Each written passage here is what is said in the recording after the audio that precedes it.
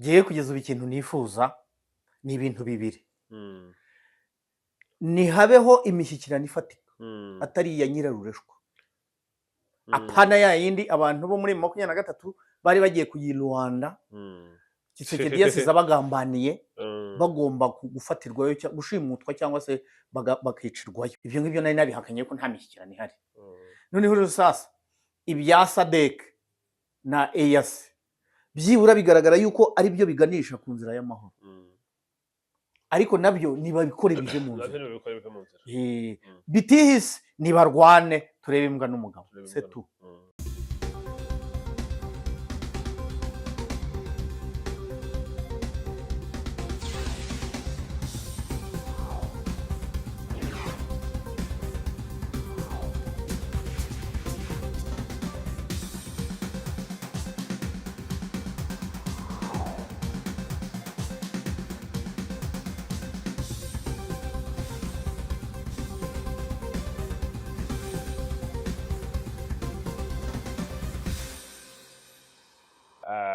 duherukana tuganira ku bijyanye n'indege z'ababiligi ziri kuzenguruka hirya no hino, tuganira ku cyo kindi uvuze kuri iyo operasiyo, tuganira kuri Kisangani, tunavuga cyane ku bihari, hari inama ziri gutegurwa zigomba guhuza M23 na leta Kinshasa.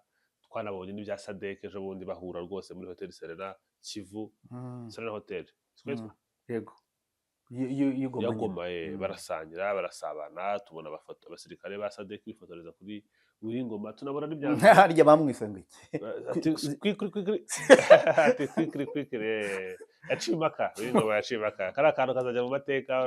Baraba uriya mugabo yicaje hasi akamutunga urutoki akamusobanurira w'umufaransa, n'umufaransa burya abacancuro b'abaromaniya n'abafaransa, yabwiye ati mwihute twebwe we are fighting for the money, ati we are fighting for our people, turi kurwanira amafaranga, twe turi kurwanira abantu bacu. Turiya tuvideo tubiri tuzajya mu mateka. Kuri ubu ngubu ku kiwanja bimeze gute? Oya ni n'amateka ahubwo unanduritse uruhande buri ko nakomoje kose turakavuga ibyo bya Goma, ibyo bya Kindu, turasubira Warikare turebe uko bimeze, ubu makuru hari ubu bimeze gute? Duherukana nyine ariko nko bimeze, hari bombardement ziri gukorwa, uburengeri ko bwabihakaye buti twe nta abasirikare dufite kuruze, twereje abantu 6 batari 5 bo kuri no kujya muri Kindu ngo dusanzwe dufitanye imikoranire na FARDC. Yego okay, kugeza ubu ibyinshi mbikura kuri social media nkuko nawe bibona, uretse utuntu tw'udutero shuma twabaga za Kanyabayonga hirya ya Bukavu. Urabizi neza yuko Uvirayo iracyarimo ntabwo barayataka. N'udutero tw'abawazarendo na FDLR bagendaga batera mu misozi cyangwa se mu dusantere duto turi hagati ya Kanyabayonga na Uvira, ariko nta bitera bifatika. Kandi ibyo nabyo ni nka section imwe y'abawazarendo cyangwa paraton imwe ya FDLR bayatatse, ntabwo ari ibitero birimo amabombe manini asanzwe ku buryo wabyiti imirwano. Ariko noneho nk'abasivili cyangwa se abanyamakuru babyumva nibo babikuririza, haba havugiye nk'amasasu ya machine gun imwe bakabyita urufaya. Urufaya rw'amasasu burya ntabwo muruzi. Urufaya rw'amasasu ruravuga ukagira ngo ni imvura igwa ku mabati, ku buryo udasobanukirwa n'ibyo ari byo. Imbunda ntoya nini ku buryo bikumena amatwi, bikageraho bikuziba amatwi. Mwumva rero utwo dutero dutoya twabayeho bati ni urufaya rw'amasasu, ibintu byadogera, ibintu byacitse. Kugeza ubu ngubu ugiye nahamya yuko kagahenge gasa naho gahari. Agahenge karahari, karasa naho gahari, ariko position za M23 nta na hamwe bari bayitsimbura. Ziracyari Warikare, ntabwo bavuye muri Warikare. Warikare baracyari bayirimo bayivamo bajya kandi mu gahenge bari bavuze ko bagiye gukoreta kuva muri Warikare.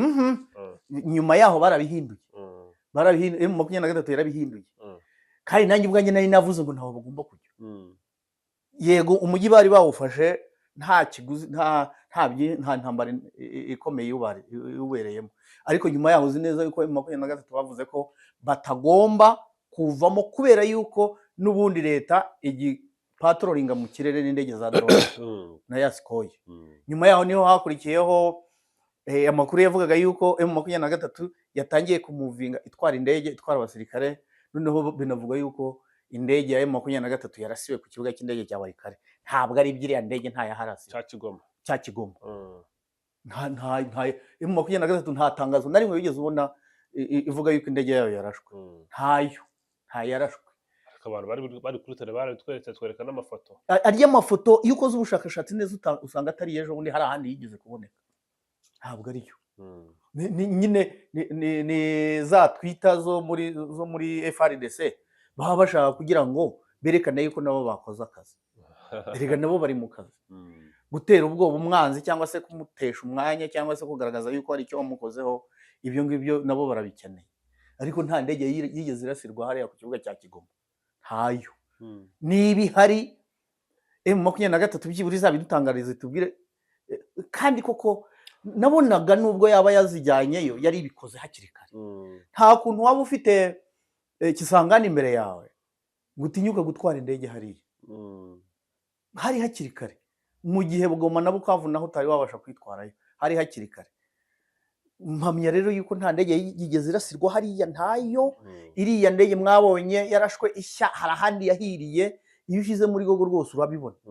Hari ahandi ntabwo arayavuba. Hari n'amafoto bashyize hanze mu ntambara mu propaganda nyinshi n'amakuru atariyo. Yego. Mu Babirigi bari ku rugamba bari kuberekana bamanuka mu ndege bajya ku butaka, ariko hari indi video nabonye banyereka kuri video yo muri 2023. Ubu aka kanya Wazalendo babishatse amafoto bari bifotoje bakiri kuri Goma. Ubu bashatse bayakubita hariya bakavuga bati Goma twayisubije.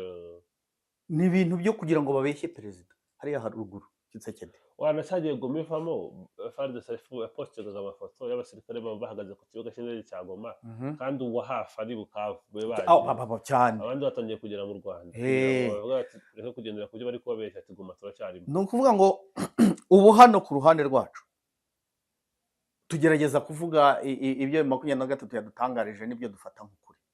Hariya hakurya kuri leta ya Kinshasa nta munyamakuru watinyuka kugaragaza yuko M23 hari icyo yakoze, kuko yabizira kuva na kera, kandi niko byari bimeze. Kuva na kera itangazamakuru rya hariya babaga babeshya. Reka nguhe nk'urugero, turi ku Rwanda muri ya operation Kitona, BBC iyi radio y'Abongereza yari ifite umunyamakuru witwa Rubunga Byahombe i Kinshasa. Hano dufite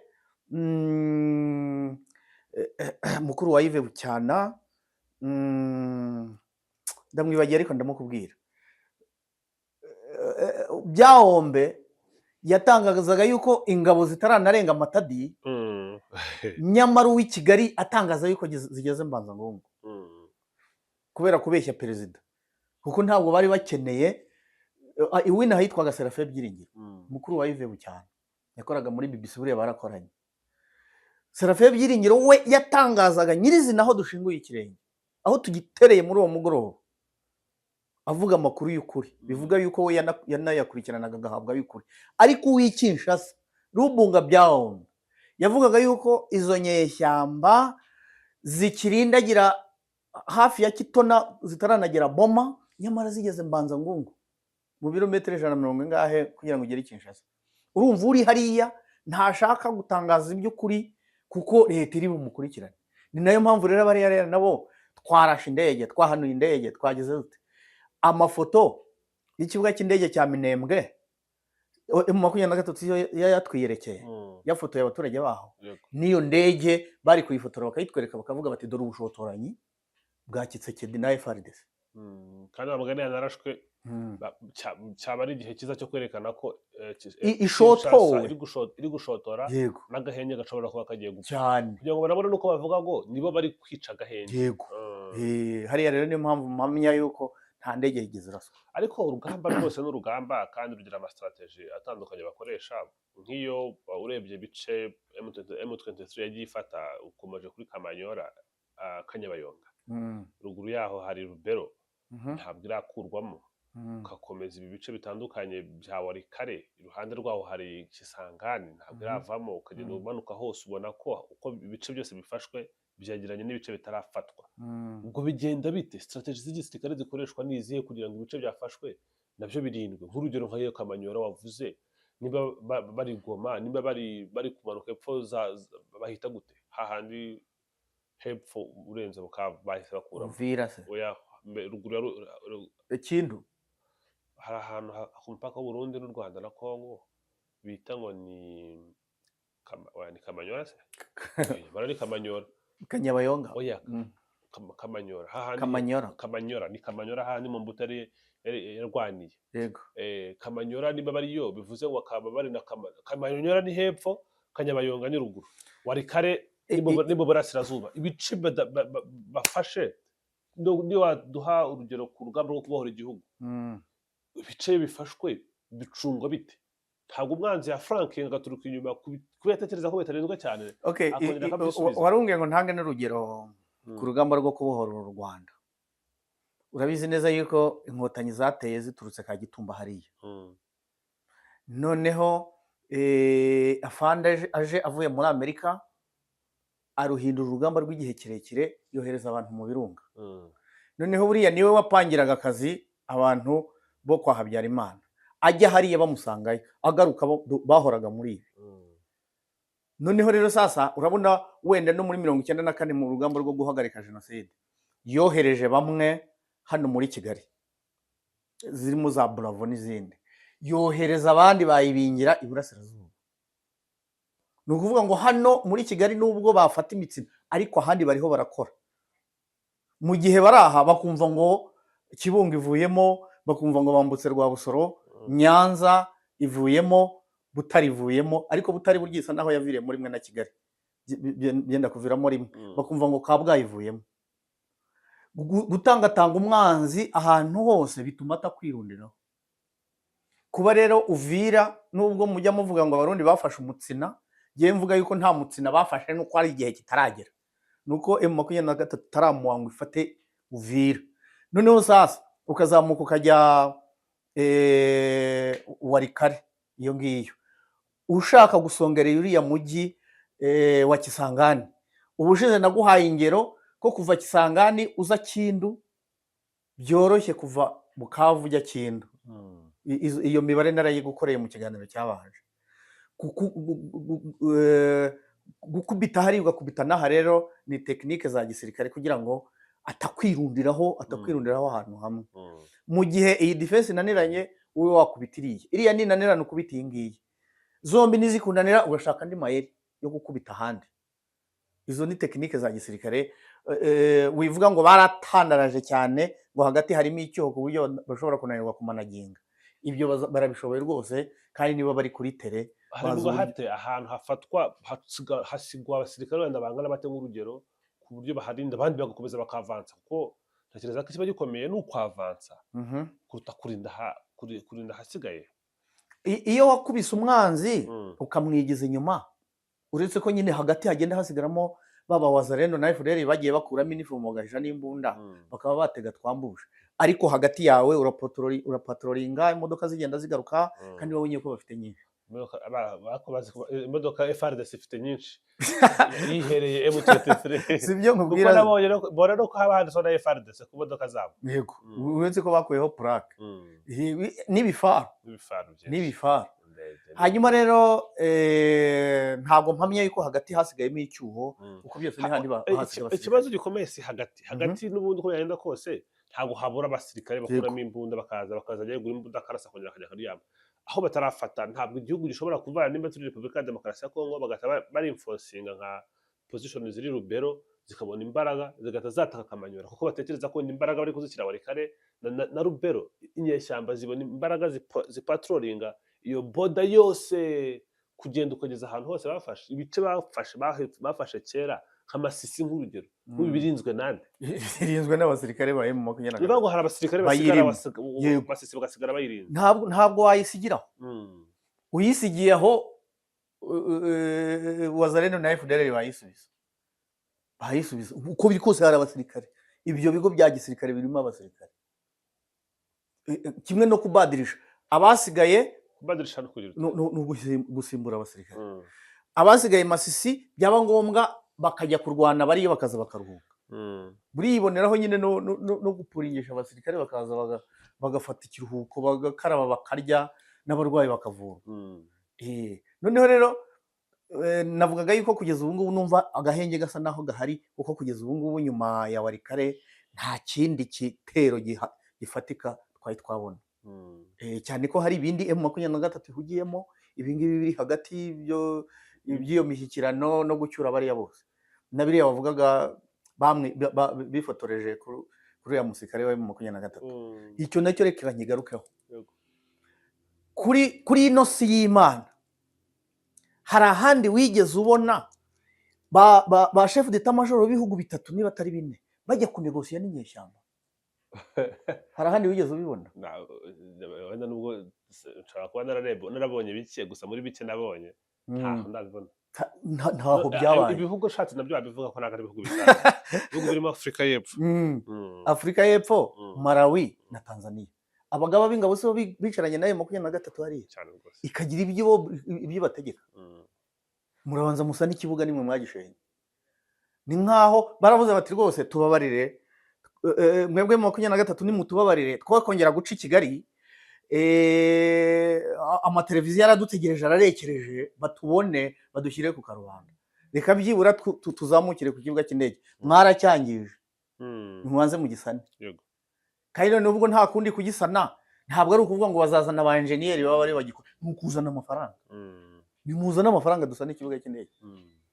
Buriya ntabwo batubwiye ibyavugiwe hariya byo. Batweretse ingingo nkeya cyane. Nariya masinyatire y'abariya bajenerali, nararebye abajenerali n'imirimo bashinzwe. Ndavuga nti ubu Makenga yarariho avuga ariko ijyana imbere y'aba bajenerali b'ibihugu bikomeye, ategeka mu gihugu cye yifatiye nka Goma.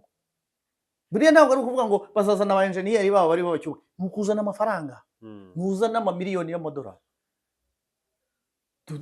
dusane niba hari ahaguye amabomba 3 tunategura ibisasu bigikikije. Noneho sasa kubijyanye n'intwara, mpamya yuko ntazo bazatwara. Ndaguhakaniye izo batazatwara niza FARDC. Noneho rero sasa ubwo M23 izabwirwa n'iki za FARDC nizo bazanye? Kereka niba bafite nominal ni nka listi y'abasirikare n'igikoresho atunze. Twajyaga tugira nominal Rutagenga Viateur, imbere ye hari imbunda SMG ubwoko buno, noneho na nimero yayo. Kereka iyo listi nibihari. Naho ubundi gusaba ko batahana ibikoresho nuko uhereye nko muri Afurika y'Epfo mu nteko ishinga amategeko bari batatse perezida bati ibikoresho umutungo wa Afurika y'Epfo ugiye gusigara hariya, nimuduhe icyizere cyuko intwaro zizaza.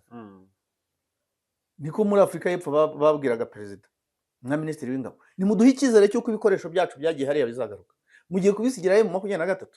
Ni igitutu bari bariho. Noneho rero sasa nyuma y'icyo gitutu binginze M23 tubabarire udukize iki gitutu, wemere yuko intwaro tuzazitwara ku mugaragaro ariko tuzigusigira.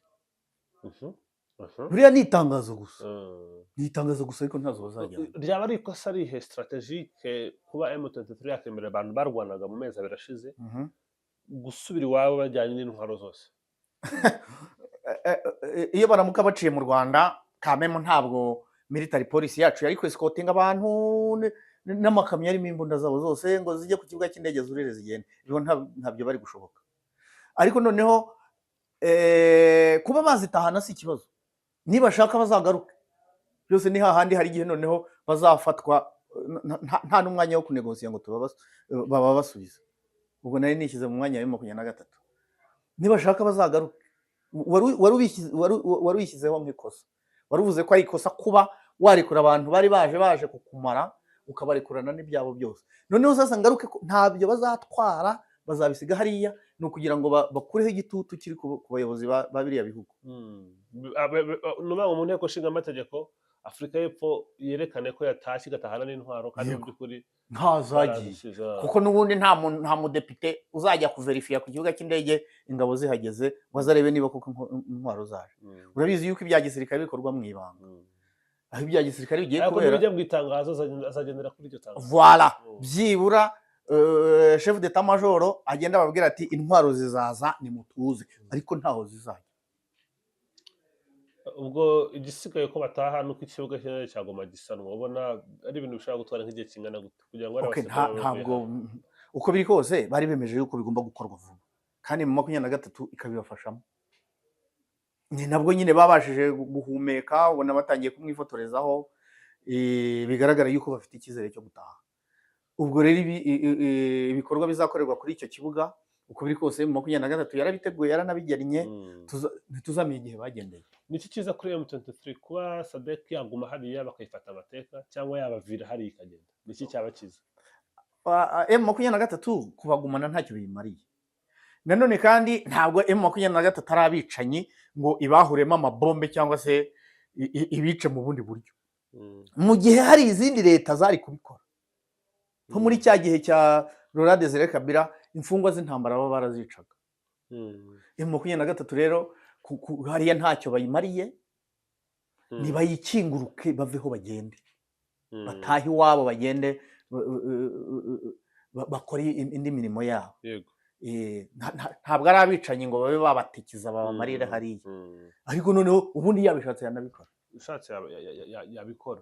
Hanyuma se ubu ntabwo buhari ko ibihugu kubera embarrassment bagize kuza kunegosiya n'inyeshyamba barwanyaga baraje barabise milisi yaturije gukuraho no kugira ngo batahe bari kuzisaba no kuzinginga, ubu koko birarangira uko nguko nta kantu kakangoro no kari busigare ku mutima bashobora kuzaza n'imbaraga z'umurengera bakishwanyaguza.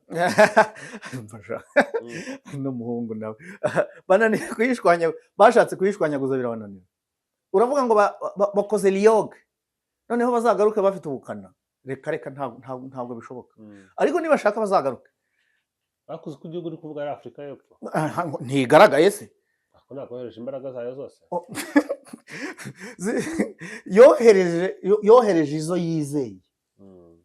Erega burya mu gisirikare iyo uri chef d'état major ubuzi batayo ikomeye, ubuzi batayo hari amabatayo twajyaga twita y'ibisare, tukavuga ngo iyi ni ibisare, iyi ni ibisare, na chef d'état major akaba bizi. Ubwo ibisare yandi irwana igakubita itababarira, nta ubohereza gukora mu defense mu minota ingaho ugasanga barayirangira.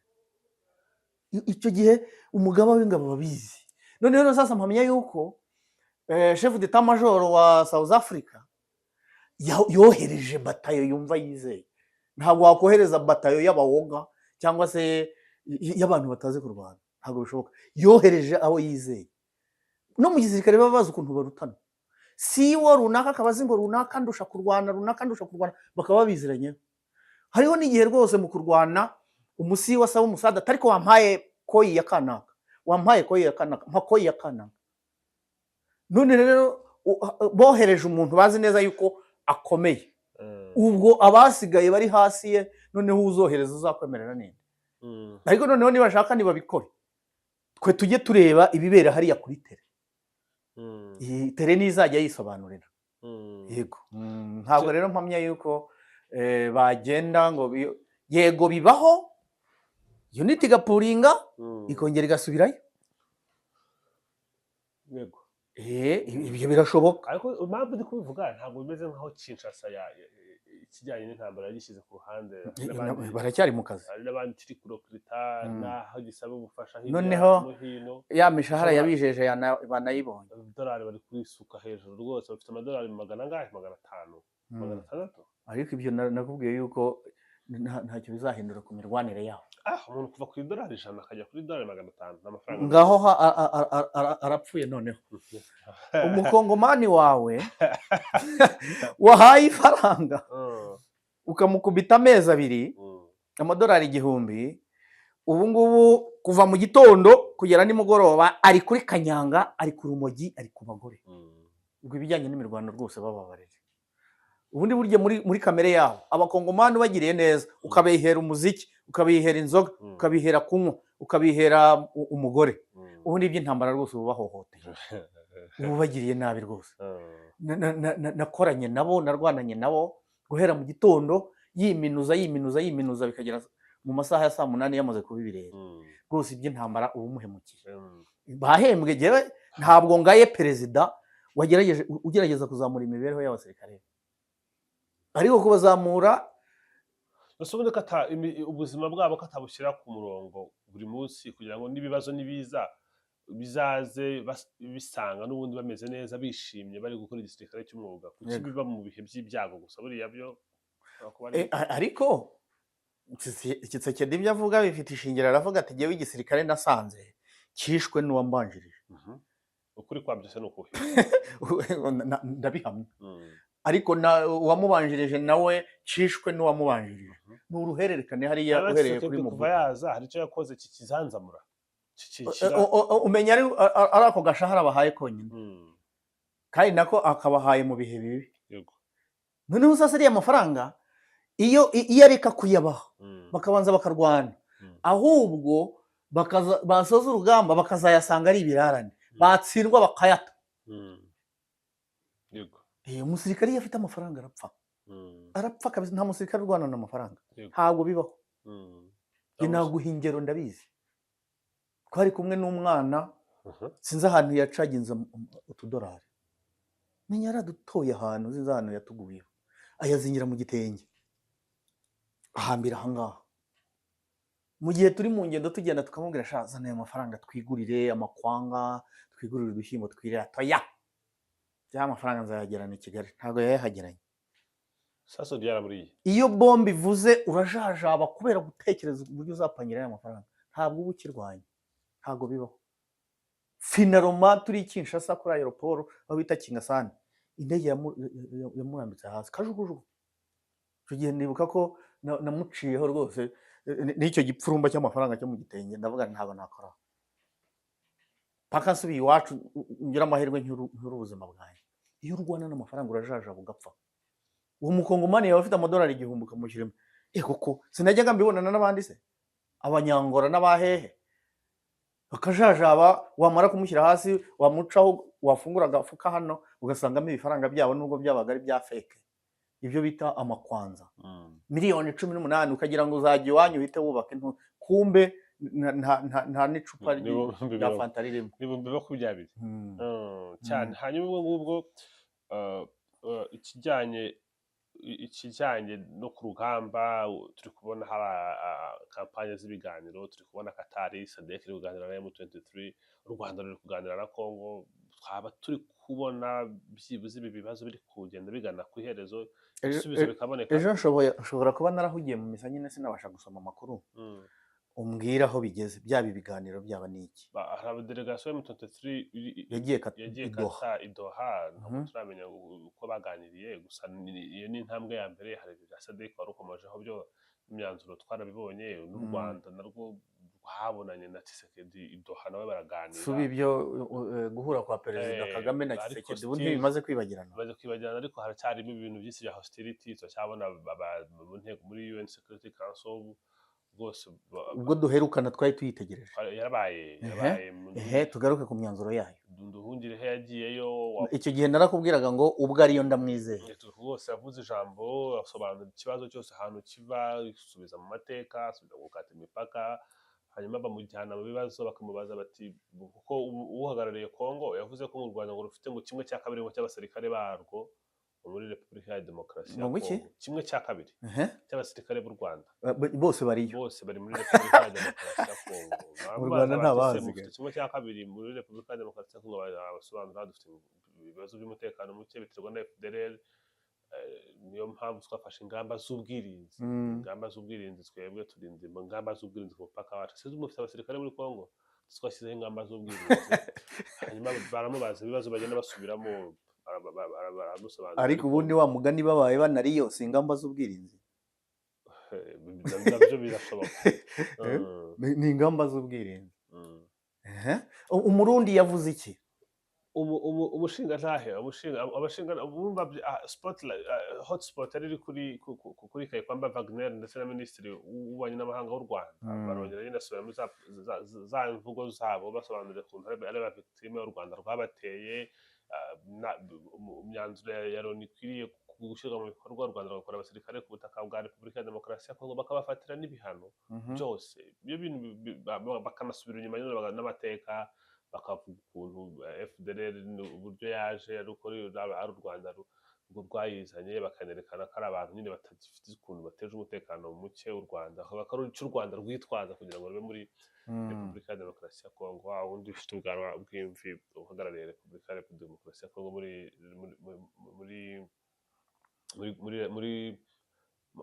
muri Loni, banasobanura ku bijyanye ngo n'abatutsi ibyo ngo u Rwanda ruvuga ngo ntabwo ari byo, ariko nanone ibintu biri documente, twumvise ba Justin Bitakwira basobanura byinshi ku bijyanye n'ibyo ngibyo. Izi nama zihari n'imyanzuro yo gukorwa n'imvugo za Repubulika ya Demokarasi ya Kongo itaremera ko hari ikibazo gihari, hari icyizere twabona ko ibi bibazo byakemuka. Ibintu bijyanye n'amatangazo n'imyanzuro ifatirwa hirya no hino bimaze kuba byinshi, ibintu byo mu mpapuro bimaze kuba byinshi.